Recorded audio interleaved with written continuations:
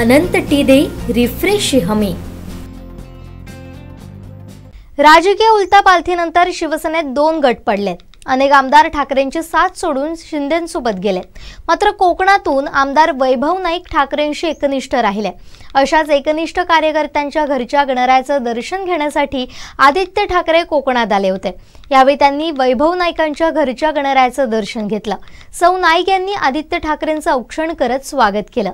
नाईक कुटुंबियांशी संवाद साधत खास फोटो सेशनही पार पडलं।